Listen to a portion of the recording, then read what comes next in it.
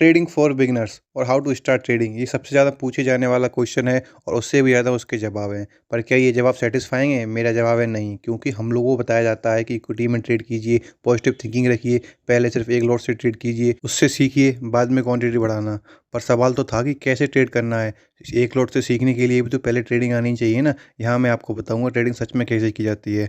आपको सबसे पहले कुछ बेसिक्स क्लियर करने होंगे, जैसे कि उनमें से पहला है हमको ट्रेडिंग कहाँ करनी होती है, किस किस में ट्रेडिंग होती है, और सबसे इम्पोर्टेंट है ट्रेडिंग कैसे करनी होती है। उससे भी इम्पोर्टेंट एक स्टेप नंबर 4 है, जो बहुत ही ज़्यादा इंपॉर्टेंट है जानना एक बिगिनर्स के लिए, क्योंकि मुझे भी स्टार्टिंग में उसमें बहुत सी दिक्कत हुई थी। तो मैं वो आपको बताऊंगा वीडियो के एंड में, मिस मत कीजिएगा। तो आप अब हमको आते हैं क्वेश्चन नंबर 1 पे।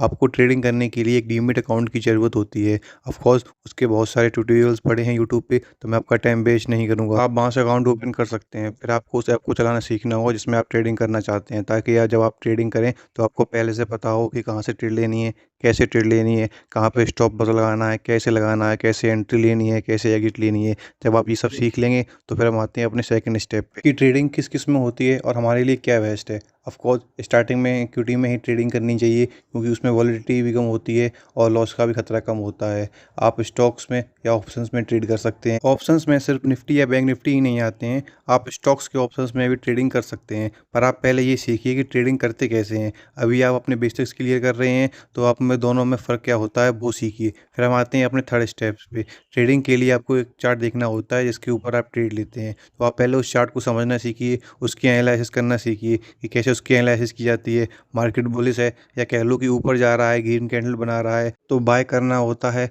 या सेल करना होता है। जब आप ये सब सीख लेंगे तो आपको कुछ और बेसिक्स क्लियर करने पड़ेंगे। पर हम आते हैं अपने 4 स्टेप्स पे, जो है टैक्सेशन इन ट्रेडिंग। क्योंकि मार्केट में जब आप ऑप्शन बाइंग करने जाते हैं तो आपको सबसे ज़्यादा प्रॉब्लम टैक्स की वजह से होती है, क्योंकि वो आपको इंटरडे में देना ही पड़ता है, चाहे आप प्रॉफिट कर रहे हो या लॉस। और हमारे पास स्टार्टिंग में कैपिटल कम होता है, तो हमारी सबसे बड़ी मुसीबत निकल के आती है ये टैक्स। क्योंकि एज अ बिगनर हमारे पास पहले ही कैपिटल कम होता है और हम ट्रेडिंग सीख रहे होते हैं, तो लॉस के चांसेस भी ज़्यादा होते हैं। ऊपर से हर ट्रेड पे टैक्स कट जाता है, तो आपको टैक्सेशन की पूरी नॉलेज होनी चाहिए। जैसे कि पर ट्रेड पे 20+ टैक्स लगता है।